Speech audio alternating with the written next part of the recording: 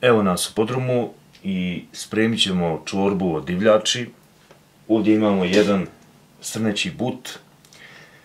Puno lijepih stvari se može napraviti od srnećeg buta, ali evo, ja stavljam samo za sad čorbu. Pošto je divljač, ono se mora pajcat dan, dva, po mom mišljenju.